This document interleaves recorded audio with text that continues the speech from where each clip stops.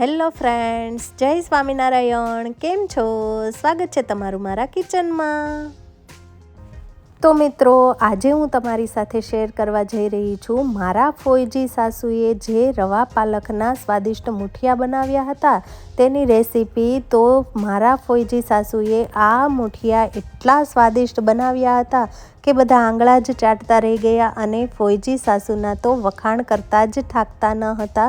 તો મિત્રો, આ વિડીયોને અંત સુધી જરૂરથી જોજો. તો ચાલો મિત્રો, આપણે રેસીપી શરૂ કરીએ.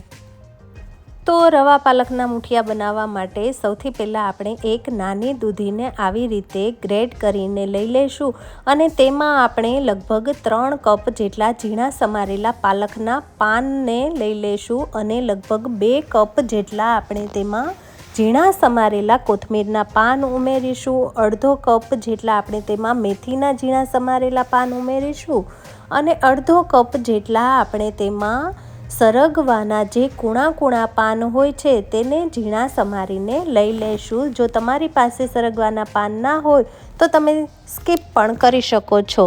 અને હવે આપણે બધું આવી રીતે હાથના મદદથી જેવી રીતે ફોઈજી સાસુ મસળી રહ્યા છે તેવી જ રીતે આપણે બધા પાનને સરસ એવા આવી રીતે મસળી લેશું.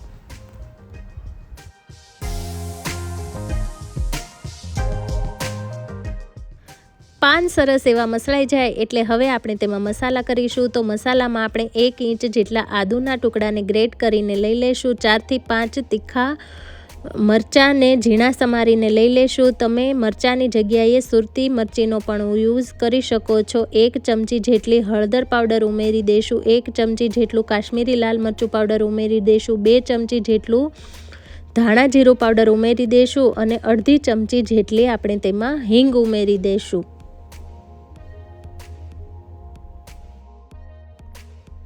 અને હવે આપણે તેમાં 1 આખા લીંબુનો રસ ઉમેરી દઈશું. સ્વાદ પ્રમાણે મીઠું ઉમેરી દઈશું અને બધા મસાલાને બેલેન્સ કરવા માટે આપણે તેમાં 1 ચમચી જેટલી ખાંડ ઉમેરી દઈશું અને અડધી ચમચી જેટલા આખા અજમા ઉમેરી દઈશું અને 5 થી 6 ચમચી જેટલું આપણે તેમાં શીંગ તેલ ઉમેરી દઈશું અને ફરી પાછા બધા મસાલાને આપણે જે પાન છે તેમાં હાથની મદદથી મસળીને મિક્સ કરી લઈશું. સરસ એવા બધા મસાલાને હાથની મદદથી મસળતા જઈશું અને મિક્સ કરતા જઈશું.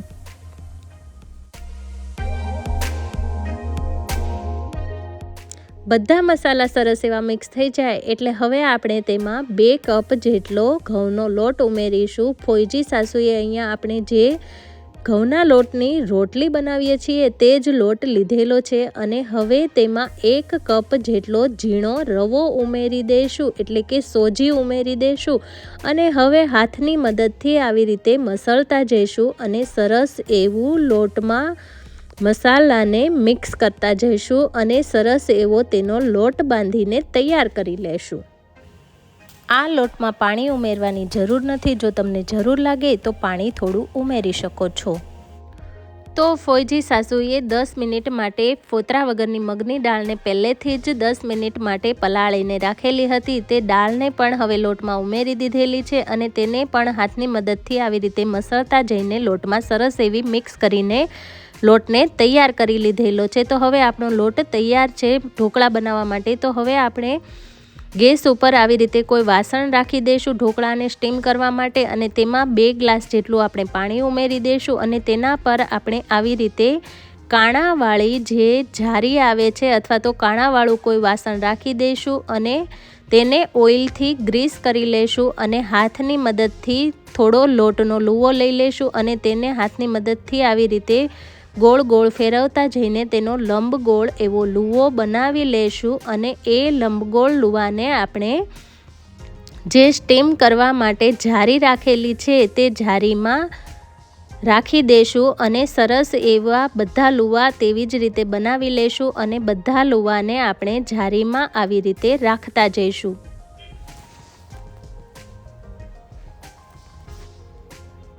તો તમે જોઈ શકો છો કે મારા ફોઈજી સાસુએ બધા ઢોકળાને જારીમાં સ્ટીમ કરવા માટે રાખી દીધેલા છે અને તેના પર આવી રીતે બીજું વાસણ ઢાંકી દીધેલું છે જેથી કરીને વરાળ બહાર ના જાય અને વરાળથી જ આ બધા ઢોકળા બફાઈને તૈયાર થઈ જાય.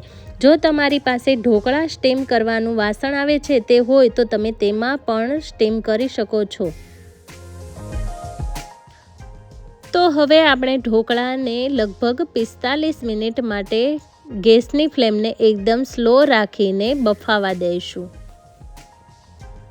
45 મિનિટ પછી આપણે ઢોકળાને આવી રીતે ચપ્પુની મદદથી ચેક કરીશું। જો ચપ્પુ એકદમ ક્લિયર આવે તો આપણા ઢોકળા પરફેક્ટ બફાઈને તૈયાર થઈ ગયા છે। તો એ સ્ટેજ પર આપણે ગેસની ફ્લેમને બંધ કરી દઈશું અને ચપ્પુ જો ક્લિયર ના આવે તો તેનો મતલબ છે કે આપણા ઢોકળા પરફેક્ટ બફાયા નથી। તો આપણે ઢોકળાને થોડા વધારે વાર બફાવા દેવા પડશે।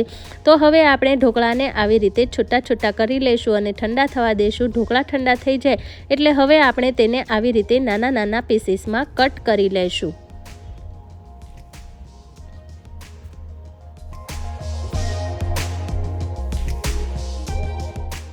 તો હવે આપણે ઢોકળામાં વઘાર કરીશું। તો વઘાર કરવા માટે આપણે એક કઢાઈને ગેસ ઉપર ગરમ કરવા માટે રાખી દઈશું અને તેમાં આપણે 4 થી 5 ચમચી જેટલું શેંગ તેલ ઉમેરી દઈશું અથવા તો તમે જે તેલ ખાતા હોય તે તેલ ઉમેરી દેવાનું।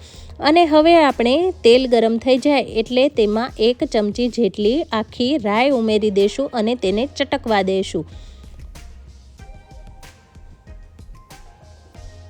અને રાઈ ચટકી જાય એટલે હવે આપણે તેમાં આવી રીતે 1 મુઠ્ઠી જેટલા સફેદ તલ ઉમેરી દઈશું અને તેને પણ થોડા ચટકવા દઈશું। અને હવે આપણે તેમાં થોડા લીમડાના પાન ઉમેરી દઈશું। અહીંયા આપણે મીઠા લીમડાનો યુઝ કરીશું। તેના પાન ઉમેરી દઈશું અને તેને સરસ એવું હલાવીને મિક્સ કરી લઈશું। પછી આપણે તેમાં જે ઢોકળાને આપણે નાના નાના પીસીસમાં કટ કરીને રાખેલા હતા તે ઢોકળાને ઉમેરી દઈશું અને તેને હલાવીને સરસ એવું બધું તેલમાં મિક્સ કરી લઈશું।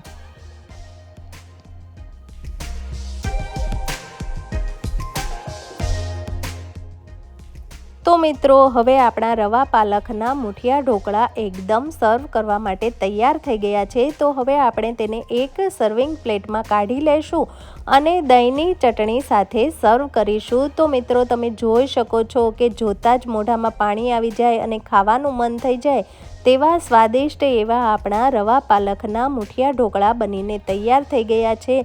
તો મિત્રો એકવાર આ રેસીપી ચોક્કસથી ટ્રાય કરજો। મારા ફોઈજી સાસુએ તો એટલા સ્વાદિષ્ટ બનાવ્યા હતા કે બધાને ઘરમાં ખૂબ જ ભાવ્યા, બાળકોને પણ એટલા ભાવ્યા અને બધાએ ફોઈજી સાસુના વખાણ પણ બહુ જ કર્યા। તો મિત્રો તમે પણ એકવાર આ રેસીપી ચોક્કસથી ટ્રાય કરજો અને તમારો અનુભવ પણ મને કોમેન્ટ બોક્સમાં જરૂરથી કહેજો।